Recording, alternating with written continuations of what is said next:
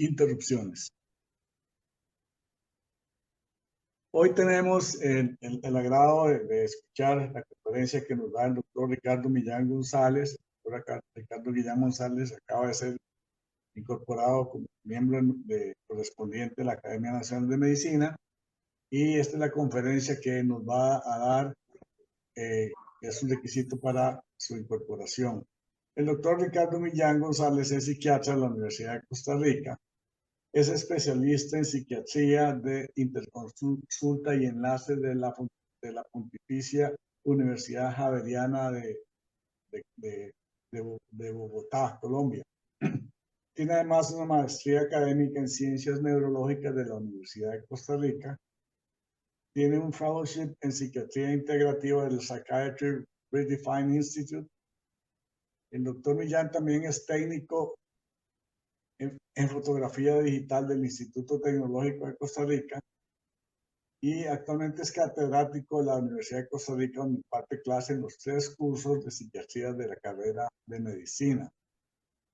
También es editor del Manual de Exploración y Semiología Psiquiátrica y es miembro de la Academy of Consultation Liaison Psychiatry en Estados Unidos y miembro del European Association of Psychosomatic Medicine.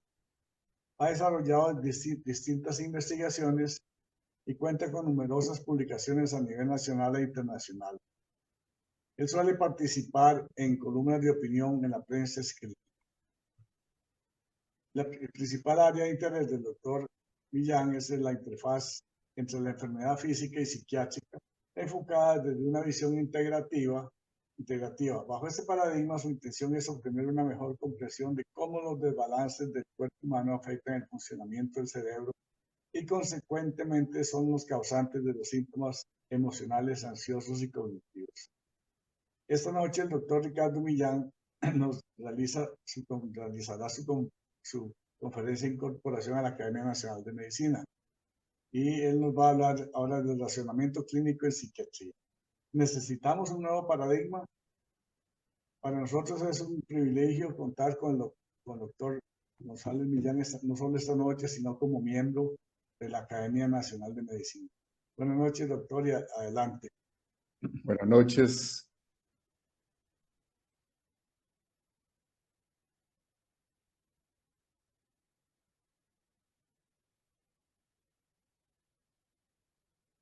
Qué gusto, qué alegría compartir todo este espacio con ustedes. Un tema que ha sido mi pasión durante los últimos años, entonces es muy motivante dar el inicio a esta etapa en la Academia Nacional de Medicina. Es un gusto, muchas gracias a todas las personas que desde sus casas se están uniendo el día de hoy. Gracias a la Academia por el espacio, por la oportunidad de conversar sobre todos estos temas. A modo de dar una pequeña guía y explicación sobre lo que vamos a ir desarrollando, voy a citar algunos puntos para que ustedes puedan hacer una buena interpretación y comprensión de lo que a continuación les voy a estar exponiendo. En primer lugar, dedico este espacio a todos los mentores, a todos los maestros, a los profesores que durante muchos años sobre todo enseñaron quizá no un elemento en particular, sino a cuestionar los paradigmas, a repensar el conocimiento tal y como lo tenemos entendido. Voy a hacer una declaración de conflicto de interés que me parece que toda charla debería de tener. Entonces, en ese contexto, yo me dedico a la práctica privada de la psiquiatría, soy docente universitario. Esto lo hago bajo un paradigma desde la psiquiatría de interconsulta y enlace, es decir, del área de la especialidad de la psiquiatría en donde nos dedicamos a los aspectos psiquiátricos de los pacientes con enfermedades físicas y también desde un paradigma de psiquiatría integrativa que más adelante les voy a estar definiendo con detalle. Tengo una posición crítica hacia la industria farmacéutica. No participo en eventos de la industria farmacéutica hace ya varios años, no expongo para la industria farmacéutica y esto de alguna forma se va a ver reflejado en mi posición y lo contextualizo. De tal modo que no veo que existan conflictos de interés financiero, pero es posible que existan algunos conflictos de interés intelectual, como creo que sucede en realidad en la mayoría de las conferencias que cualquiera puede dar sobre un tema que le apasiona. Hago la aclaración que en este momento está siendo revisado un manuscrito que contiene alguna de la información que voy a seguir presentando. En tercer lugar, hago mención de uno de mis autores favoritos, Martín Caparrós, un argentino periodista afincado en España hace muchísimos años, y él plantea, es un defensor de que los seres humanos por naturaleza somos subjetivos, que la objetividad del todo no existe. Entonces voy a hablar en primera persona, aunque toda la información que les voy a proporcionar tiene una base científica. Acepto que mi historia de vida, mi forma de entender las cosas puede permear un poco lo que les voy a estar comentando. Durante las transiciones de los temas, voy a presentar algunas imágenes seleccionadas de este libro que fue editado por la directora del Museo de Fotografía de Ginebra, a quien tuve el placer de escuchar hace unas cuantas semanas, haciendo un análisis desde la fotografía de la relación mente-cuerpo que tiene un vínculo directo con lo que vamos a estar conversando. Hacia el final de la charla voy a hacer una analogía de lo que estamos observando, y el objetivo básico, fundamental, es intentar transmitir un patrón de pensamiento, un razonamiento clínico que paciente tras paciente tras paciente, hora tras hora, yo he logrado entender y detectar, y quisiera compartir la noche de hoy con todos ustedes. A modo más de propiamente una pequeña agenda, hablaremos algunos conceptos generales sobre la psiquiatría integrativa y señalaré alguna historia, elementos básicos de la historia clínica desde esta perspectiva, y les replantearé lo que significa la formulación biológica desde toda esta forma de mirar y entender la psiquiatría. Entonces, a modo de inicio, para ir replanteando las cosas, la clasificación actual ha tenido históricamente muchísimas críticas a lo largo del tiempo. Se sabe que es una clasificación descriptiva, pero uno de los planteamientos más importantes es que se agrupan en una sola patología posiblemente cohortes de pacientes distintos. Es decir, que dentro de un mismo diagnóstico pueden haber personas que tienen mecanismos fisiopatológicos distintos. Esto es cierto para la depresión, esto es cierto para la ansiedad, para cuadros de psicosis, y es una crítica que persistentemente se ha hecho a lo largo del tiempo, lo que nos dificulta la posibilidad de poder extrapolar los hallazgos que nosotros tenemos. Realmente siempre podemos generalizar las conclusiones de un estudio que incluyó pacientes que estaban teniendo los criterios diagnósticos del DSM-5. Eso es algo que ha estado en muchísimo debate durante los últimos años. Esta es una de las fotografías que quería mencionarles, citando el hecho de que en muchísimas partes del mundo, al día de hoy, se mantienen ciertos tratos para la patología psiquiátrica que claramente pueden rayar en lo inhumano. Entonces, para hablar específicamente de algunos conceptos desde la psiquiatría integrativa, a continuación voy a hacer quizá una explicación demasiado simplificada, pero en general la psiquiatría clásica se ha basado en la teoría de las monaminas, que fue inicialmente descrita luego de que se encontró que la iproniazida, un tratamiento para la tuberculosis, era capaz de generar inhibición de la monamina oxidasa, y de ahí se fueron sacando algunas conclusiones. Esto se ha ido haciendo todo lo complejo que ustedes puedan imaginar y todo lo que ustedes puedan pensar, pero el abordaje usual parte de estos elementos, lo que en muchas ocasiones representa tan solo una pequeña pieza de rompecabezas en medio de muchísimos otros elementos que nosotros podríamos tomar en cuenta. El riesgo de esto es que se termina siendo una secuencia donde para un conteo de síntomas se termina generando básicamente una receta de un medicamento. Entonces, sabemos que parte de estas críticas tiene que ver con la suma de los síntomas que se han hecho. Algunos plantean que esto se trata de una farmacologización de la profesión.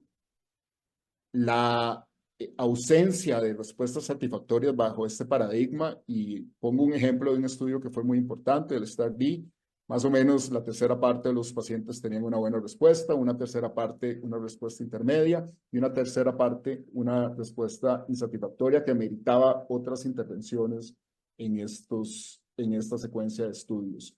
Y parte de lo que se ha planteado de por qué esto sucede es por la no detección precisamente de la enfermedad que pueda estar existiendo de fondo en estos pacientes. Voy a ponerles un caso clínico sumamente sencillo para ejemplificar lo que estoy planteando a continuación. Teníamos un paciente masculino de 44 años que tenía una serie de síntomas determinados, un cuadro de 2 semanas de evolución con anedonia, apatía, baja concentración, irritabilidad, pérdida de peso e insomnio. Si nosotros nos basamos en el DSM-5, ¿cuál sería el diagnóstico más probable que podríamos encontrar para esta persona? ¿Será depresión? Bueno, falta alguna información. Resulta que ese paciente soy yo el año pasado con una celulitis que tuve en un codo y a simple vista existía pues una respuesta inflamatoria en mi cuerpo que se acompañaba de una secuencia de síntomas específicos que concuerdan con los síntomas de la depresión. En ese caso era evidente el origen de la respuesta inflamatoria que posiblemente estaba generando ese cansancio, esa baja concentración, toda esa sintomatología. Pero, ¿qué pasa en los pacientes que realmente no estamos observando tan claramente el origen de esa inflamación, que no lo vemos a simple vista, que tendríamos que ir a explorar y a revisar con más detalle de dónde está generándose esa alteración fisiológica en ese paciente? Para ahondar en las críticas que podemos plantear sobre el DSM-5, este es el ejemplo de los criterios de depresión mayor, pero existen claramente estos mismos elementos en muchas otras condiciones. Se plantea siempre una exclusión de enfermedades físicas para poder hacer el diagnóstico de una enfermedad psiquiátrica. Esto obviamente es una disociación entre la mente y el cuerpo que históricamente ha sido criticada, que ya muchas veces ha sido puesta en tela de duda y que tiene todo un historial cartesiano que ustedes bien conocen. Entonces, para reafirmar lo anterior, tenemos el concepto de la psiquiatría clásica basada en algunos elementos de alteraciones, sobre todo a nivel cerebral. Tenemos los criterios diagnósticos existentes. Desde mi perspectiva, esto definitivamente corresponde a lo que sería una visión cerebrocentrista de las cosas, quizá basada desde una alteración que sigue una secuencia lineal hacia el resto del cuerpo. Por supuesto que parte de lo que estaría ahí pendiente es hacernos las preguntas de cómo las alteraciones fisiológicas del resto del cuerpo podrían terminar generando una alteración y un compromiso del cerebro y asimismo generando o propiciando los síntomas psiquiátricos que nosotros vamos a estar atendiendo con nuestros pacientes. Bajo este abordaje integrativo nos haríamos la pregunta: ¿cuáles son las mediciones directas de inflamación que tiene mi paciente? ¿O cuál puede ser el abordaje indirecto de esa inflamación o de ese desbalance fisiológico que vamos a tener en nuestro paciente? Entonces, en el primer de los casos, esto históricamente se ha revisado. Estamos claros a modo de un ejemplo que la encefalitis autoinmune tiene forma de medir los anticuerpos anti-NMDA. Si fuera el caso, hay muchos otros anticuerpos, típicamente psicosis muy desorganizadas con epilepsias y otros elementos importantes a nivel neurológico. Recordamos el cuadro de los pandas, donde hay fenómenos obsesivos luego de una infección por estreptococos, en donde podríamos encontrar una antiestreptolicina o en el caso de los lupus con manifestaciones neuropsiquiátricas, donde podríamos hacer de igual manera ciertas mediciones específicas que nos hacen un diagnóstico. Ahora bien, en el grueso de los pacientes, nosotros vamos a tener un escenario donde no va a ser tan sencillo encontrar el marcador o el indicador de esa condición. Aquí tenemos nuevamente los criterios para depresión mayor. Se ha hablado muchísimo de toda la respuesta inflamatoria que existe en estos casos, particularmente la interleuquina 6 ha sido ampliamente relacionada con los estados de depresión, pero nosotros desde la clínica entonces tendríamos la obligación de empezar a hacer una revisión de todos aquellos elementos que podrían ser causas de respuestas de desbalances fisiológicos o de respuestas inflamatorias en estos pacientes. Los trastornos hormonales, las dietas proinflamatorias, los síndromes de permeabilidad gastrointestinal, las caries dentales, entre otras razones para pensar en estas respuestas. Seguimos adelante ahora con una foto de la aclamada Cindy Sherman, nacida en Nueva Jersey, expositora en las galerías más importantes a nivel del mundo. Una persona que ha explorado mucho resaltar la realidad tal cual es, a veces a modo incluso de hipérbole, como forma de transmitir sus mensajes. Vamos a hacer una breve mención de un paso importante para el resto de comprensiones de lo que vamos a exponer. Y uno de los elementos básicos es el síndrome de adaptación general, el concepto de alostasis y el de sobrecarga alostática. Entonces estamos claros que ya esta teoría fue propuesta desde 1936 en este artículo seminal de Nature por Hans Selye, un húngaro migrante que describió cuáles son las acciones de compensación que tienen los seres vivos para poder mantener la vida. Entonces, si hablamos de homeostasis, y en ese ejemplo vemos unas líneas en rojo que sería todo lo que esté fuera ya se vuelve finalmente desadaptativo. Nuestro cuerpo sufre una serie de modificaciones que implican una fluctuación constante de ciertas respuestas fisiológicas para poder preservar la vida de todos nosotros. Cuando nosotros, sin embargo, nos enfrentamos a ciertas situaciones, se va a dar una serie de fenómenos que podrían propiciar estados de desbalance fisiológico y que eventualmente podrían acompañarse de síntomas psiquiátricos. Tenemos el caso, digamos, del estrés laboral. Yo hoy me levanté temprano. Es posible que tuve una curva de secreción de glucocorticoides en ese momento. Seguramente mi cuerpo ya estaba acostumbrado a eso y eso se considera una variación normal. Sin embargo, si a lo largo del tiempo yo mantengo una alimentación con características proinflamatorias, mi cuerpo va a hacer otros ajustes importantes y ese ajuste, conforme se mantiene en el tiempo, se empieza a llamar carga alostática porque podría estar propiciando a largo plazo una serie de compromisos. Digamos que en ese ejemplo yo empiezo a tener curvas de glucosa y consecuentemente curvas de insulina. Más adelante, si yo dejo de dormir adecuadamente, me quedo con el celular en la noche, posiblemente mi cuerpo va a hacer una serie de adaptaciones adicionales en donde ya podría entrar en un estado de resistencia, lo que desde esta teoría se llama estado de resistencia. Pero si yo mantengo otras noxas, estos son tan solo algunos ejemplos, digamos, sedentarismo, ya esto pasa a llamarse sobrecarga alostática, mi cuerpo no logra hacer mayor compensación y a partir de ese momento se da ya la pérdida completa del equilibrio que el cuerpo no logra compensar más adelante. Esto es lo que se llama estado de exhaustación y en este ejemplo, digamos, alguien podría debutar con una diabetes. Es importante considerar que el cerebro humano tiene una capacidad adaptativa bastante limitada y que todas estas secuencias en un cuerpo van a tener una repercusión definitivamente en el cerebro.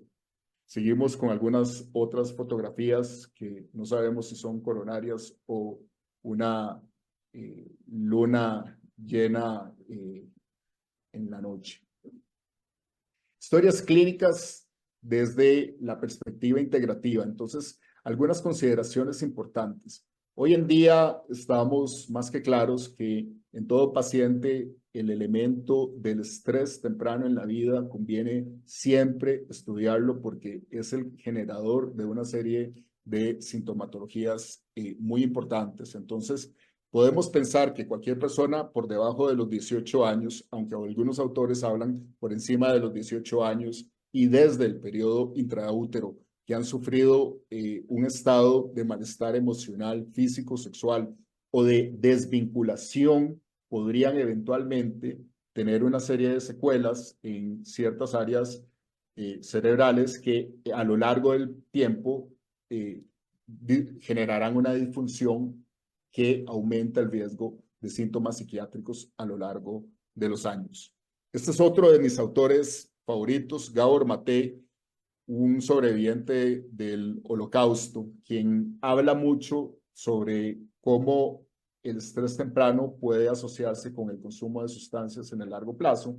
Y él habla de un fenómeno que me parece básico para comprender todo esto. Si nosotros pudiéramos entender que la vinculación entre los seres es fluctuante con la pareja, con una relación padre-hijo, madre-hijo, pero se mantiene más o menos dentro de cierto rango, podríamos hablar de que en esos casos hay una vinculación que podría ser sana. Sin embargo, puede ser que en algún momento se dé un evento que va a propiciar un estado donde hay proximidad, pero hay una separación vincular. Y que esto podría finalmente ser parte de lo que entendemos como estrés temprano en la vida. Eso probablemente pasó muchísimo con la pandemia. Puede pasar cuando un papá, una mamá tienen un evento de depresión, una crisis económica. Y cuando uno explora a los pacientes, definitivamente esto es algo que puede suceder. Me gustaría ahondar en uno de los mecanismos específicos para terminar de reafirmar estos conceptos. Vamos a representar esta como una dieta sana. Sabemos que la dieta mediterránea quizá es la que más ha sido estudiada en la parte de la salud mental. Y ese espacio entre las líneas amarillas representa el lumen gastrointestinal. Entonces, cuando alimentos sanos ingresan persistentemente en el aparato gastrointestinal, van a generar un estado de eubiosis en la microbiota gastrointestinal que se acompañará de una buena absorción de nutrientes que dará una materia prima adecuada para un cerebro que necesita un funcionamiento con un estado antioxidante y antiinflamatorio.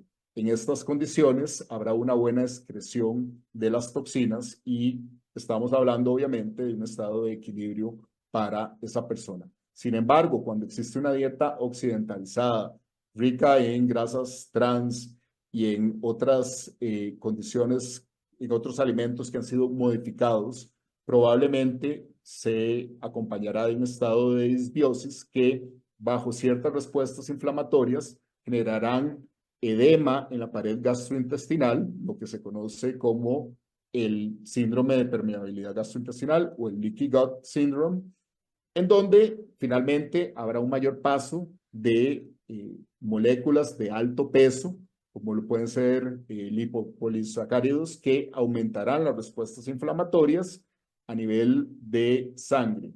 Bajo estas condiciones, los pocos nutrientes que se están ingiriendo van a ser excretados, es decir, habrá un síndrome de mala absorción. Y para empeorar las cosas, muchas veces se sumarán algunos medicamentos que también se han asociado con una menor absorción de los nutrientes. Entonces, trasladamos ese estado proinflamatorio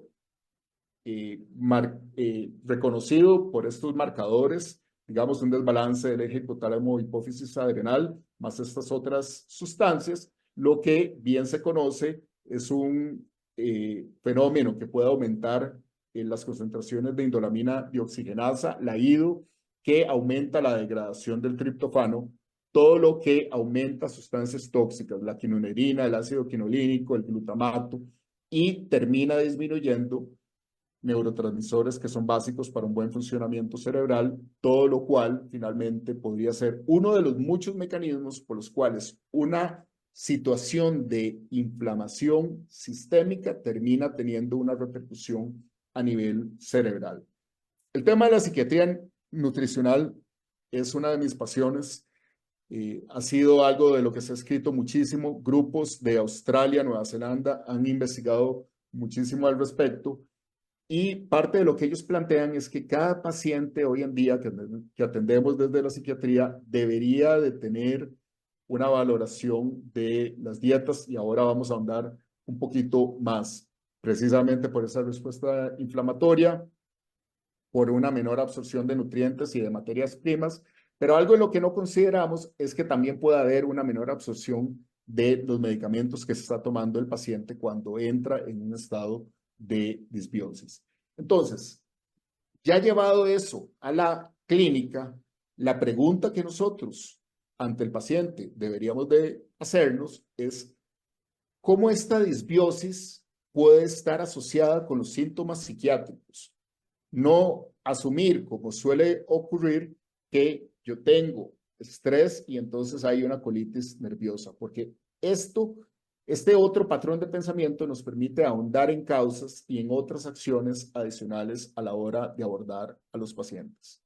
Hace 3 semanas estuve en el Congreso Europeo de Medicina Psicosomática. Tuve la oportunidad de hablar con el autor de este artículo que salió publicado en Lancet hace precisamente 3 semanas durante ese mismo congreso, y está dedicado a la persistencia de síntomas físicos en la exploración de los pacientes. Y parte de lo que pude discutir con el autor era de cómo muchas causas de carga alostática están contempladas en la generación de muchísimas otras condiciones médicas, digamos, procedimientos médicos, infecciones en los pacientes, estrés temprano en la vida,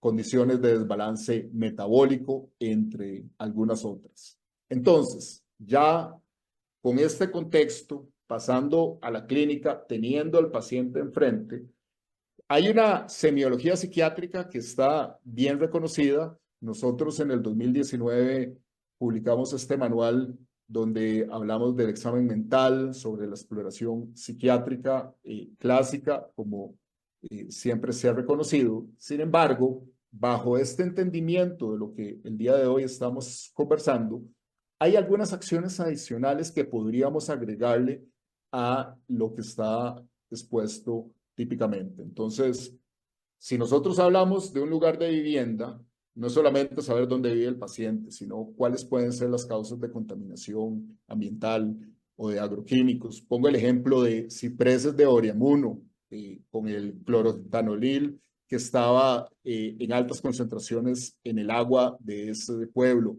Sabemos que ha habido contaminación por mercurio en la zona de Cruzitas, por ejemplo. Y todo esto nos va dando algunas guías sobre posibles causas de síntomas psiquiátricos producto de desbalances fisiológicos. Otros elementos, definitivamente la violencia, la enfermedad, los factores de cambio climático. A nivel de antecedentes, por supuesto que la carga genética es importante. Antes nos decían que personas de ciertas áreas probablemente tenían una carga genética muy alta, pero cuando existe carga genética, hay mayor expresión de enfermedad, hay mayor modelaje de conductas, pero quizá haya mayor riesgo de separación proximal y de estrés temprano en la vida en todas estas personas. por supuesto que la intoxicación a través de los alimentos o de las toxicomanías que alguien pueda llegar a tener podrían ser y deberían ser consideradas. Los medicamentos históricamente han tenido muchos efectos desde el punto de vista psiquiátricos. Pienso, por ejemplo, en la cimetidina, que es profundamente anticolinérgica y que puede generar un estado de delirio en un paciente vulnerable muy fácilmente. Pienso en las interacciones farmacológicas, en donde los inhibidores de bomba de protones podrían aumentar las concentraciones de algunos antidepresivos y esto terminar generando efectos secundarios, o en los fenómenos de malabsorción que también se pueden acompañar producto del uso de medicamentos. Con respecto al tema de la alimentación, qué importante revisar si el paciente tiene un predominio de una dieta inflamatoria o antiinflamatoria. Y con respecto a las dietas proinflamatorias, hay muchísimo que podríamos conversar, pero el año pasado salió en JAMA Psychiatry un artículo que revisaba cuál era el aporte que hacían los alimentos proinflamatorios al desarrollo de depresión. Y pareciera que los edulcorantes orales, tanto en alimentos como en bebidas, es el principal contribuyente a fenómenos depresivos en esta población. Las dietas específicas, si tenemos un paciente con una dieta vegana, hay un mayor riesgo de que ese paciente tenga menores concentraciones de zinc, pero también menores concentraciones de B12, lo que podría aumentar el riesgo tanto de depresión como de problemas cognitivos en estos pacientes. Si hay una sospecha de disbiosis o de un SIBO positivo, pacientes que tienen alergias o intolerancias a alimentos, el rol del gluten cada día es más importante dentro de la psiquiatría por los fenómenos de malabsorción que se pueden observar en este grupo de poblaciones y de pacientes. Y aquí hago mención de las dietas cetogénicas porque últimamente han salido algunos artículos con una evidencia preliminar, no concluyente, que nos ha planteado el efecto positivo que podrían tener algunas dietas cetogénicas para disminuir inflamación, respuestas oxidativas a nivel cerebral y por lo tanto síntomas psiquiátricos. Hace poco estaba revisando una información sobre el efecto en esquizofrenia y en mi experiencia definitivamente lo he observado en pacientes con ansiedad, con depresión y también de igual manera algunos pacientes con déficit atencional, que eso ha sido de un impacto significativo. De igual manera, la actividad física entendida como una acción que disminuye los estados inflamatorios en los pacientes, revisando con todo detalle las características de esta actividad física y ahondar en las características del sueño.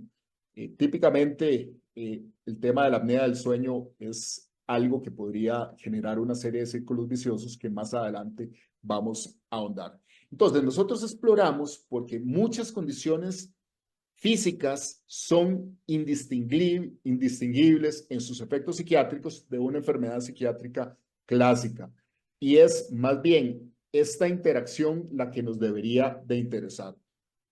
Entonces, a partir de la historia clínica más detallada, nosotros hacemos una especie de barrido buscando condiciones que pueda tener ese paciente que nos vayan a prender la luz sobre cuáles son los exámenes que finalmente nos van a permitir confirmar nuestras dudas para diseñar un plan, ojalá lo más individualizado posible para los pacientes.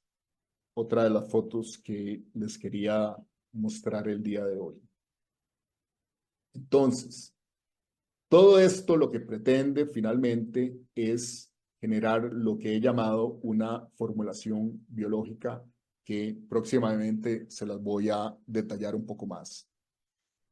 Para todo lo que voy a decir a continuación, voy a hacer nada más mención de desbalance fisiológico, pero pensemos en cuando hay entonces un desbalance fisiológico, una sobrecarga alostática, una respuesta inflamatoria en un paciente. Nosotros ya hemos establecido el diagnóstico y tenemos el paciente al frente, lo estamos viendo a los ojos.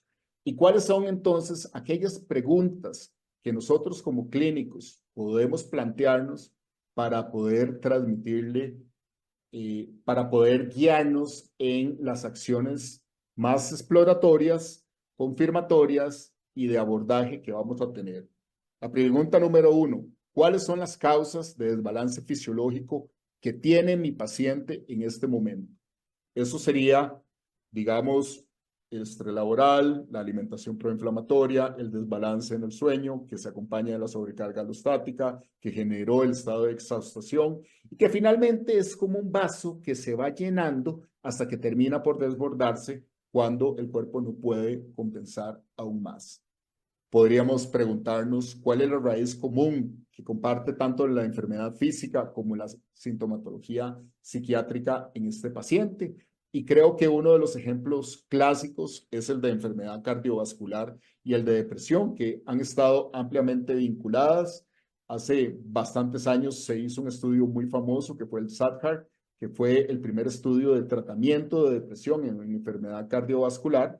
Lo que pretendía era aumentar la sobrevida en personas que habían tenido un infarto, cosa que no se logró finalmente, porque desde mi entender no se hizo o no se hace el planteamiento correcto. Entonces, estamos muy claros que entre enfermedad cardiovascular y depresión existe una relación bidireccional, pero lo que realmente nosotros deberíamos intervenir y en lo que deberíamos de pensar es en los factores comunes que se van acompañando a lo largo del tiempo y en algún momento algunos se manifiestan con enfermedad cardiovascular, otros con depresión y otros con las dos condiciones al mismo tiempo.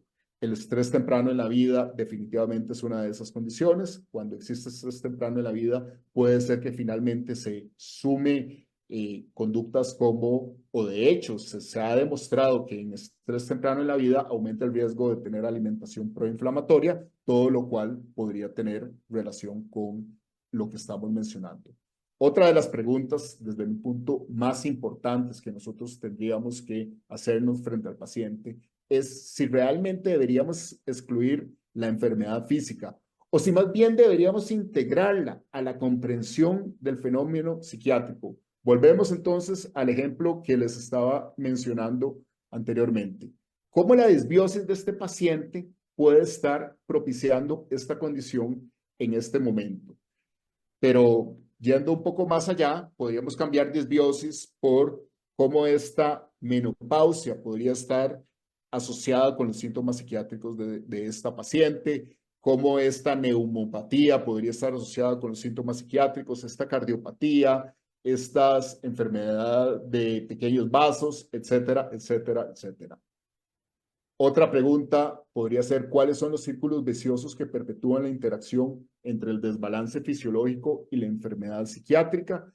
Entonces, supongamos que tenemos un paciente que se mantiene en un estrés permanente, que empieza a desarrollar síntomas de ansiedad, con lo cual recurre a automedicarse con una dieta proinflamatoria que le activará su sistema de recompensa por el efecto ansiolítico y antidepresivo que le está generando en medio de una liberación frontal que le hace perder el control y que a largo plazo terminará generando obesidad, pero un síndrome metabólico, una apnea obstructiva del sueño y un sedentarismo. Entonces, son estos círculos viciosos los que finalmente perpetúan la enfermedad psiquiátrica y si nosotros no logramos delinearlos y explicárselos a los pacientes, puede ser que no logremos romperlos y por lo tanto no logramos resolver la situación.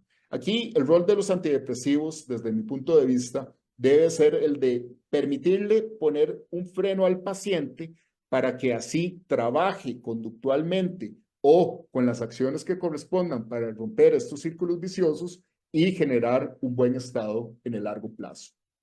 ¿Cómo y cuáles mecanismos interfieren en el desbalance fisiológico y que finalmente se asocian con la enfermedad psiquiátrica? El ejemplo clásico es el de la apnea obstructiva del sueño. Entonces ya teníamos a este paciente, luego de toda la secuencia que anteriormente les mencioné, tendremos un paciente que por lo tanto detecta los bajos niveles de oxigenación, va a experimentar microdespertares, un compromiso de la arquitectura del sueño y por lo tanto aumentará el riesgo de depresión, de ansiedad, de quejas cognitivas, de déficit atencional, cuando así sea el caso que corresponde.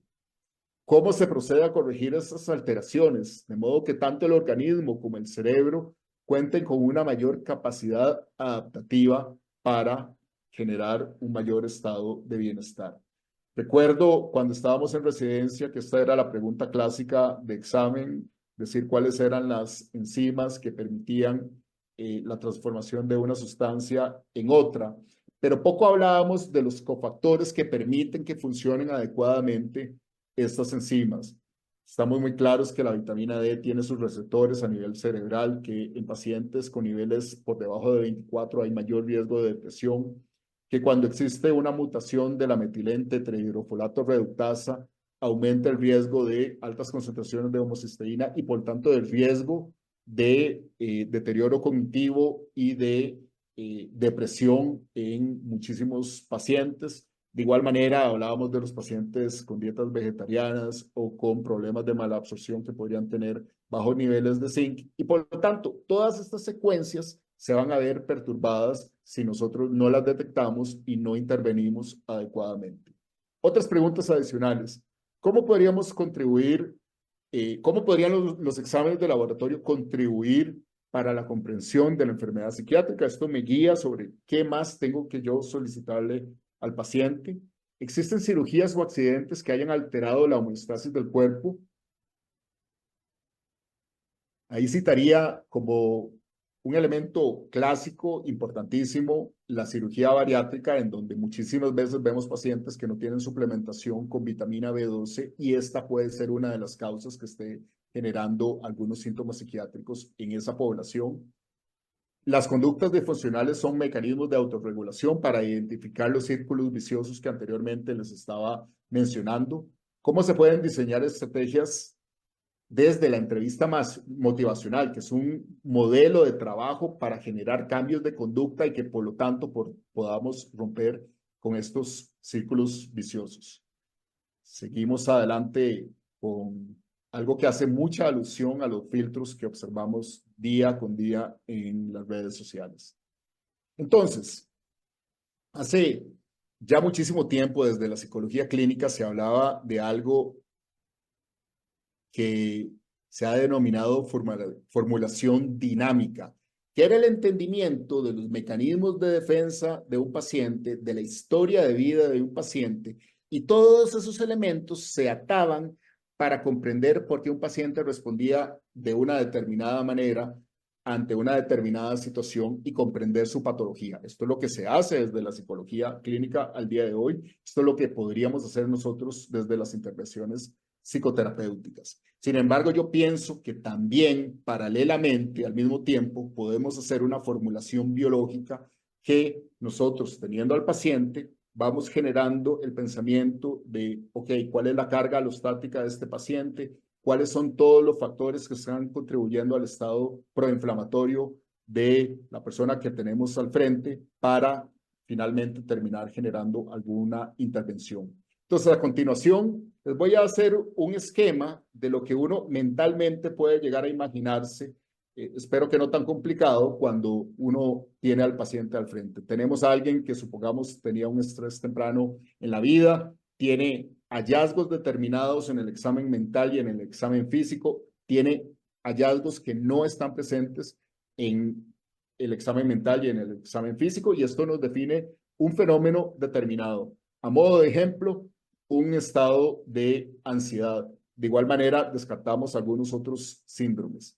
Hacemos un perfil psicodinámico del paciente, es decir, la propia formulación dinámica de nuestro paciente para entender mejor por qué se presentan esos fenómenos, pero de igual manera, cómo todos estos elementos contribuyen a el abuso de sustancia buscando una automedicación, o de igual manera con la alimentación proinflamatoria, o cómo se propicia el sedentarismo y cómo todo lo anterior permite perpetuar esa fenomenología en ese paciente. Esto nos permite interpretar los exámenes de laboratorio históricos o cuáles vamos a pedir a continuación para entender bien cuál es la sobrecarga alostática de nuestro paciente y establecer finalmente un diagnóstico que nos permita hacer intervenciones y comprender por qué se han desarrollado todos esos otros elementos. Esto es lo que llamaríamos una formulación biológica, que finalmente nos permite individualizar un plan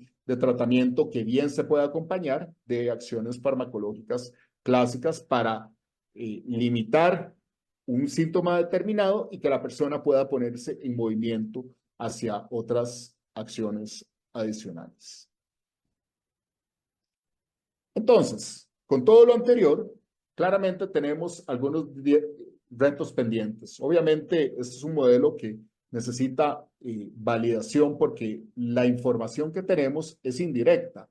Tenemos claridad que en el grupo de pacientes que tiene una depresión refractaria que no responde a varios esquemas de tratamiento con dosis adecuadas, existe mayor riesgo de que exista enfermedad física. Entonces, si nosotros hiciéramos de rutina la valoración de la interacción enfermedad física, enfermedad mental, probablemente podríamos disminuir el número de pacientes con depresión refractaria. Otros ejemplos es los niveles más bajos de carnitina, de zinc que encontramos en estos pacientes que tiene un efecto antagonista sobre NMDA o menores niveles de CoQ10 como antioxidante a nivel cerebral.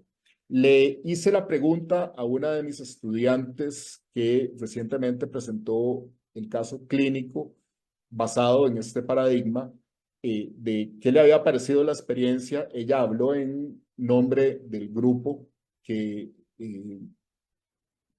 hizo ese análisis.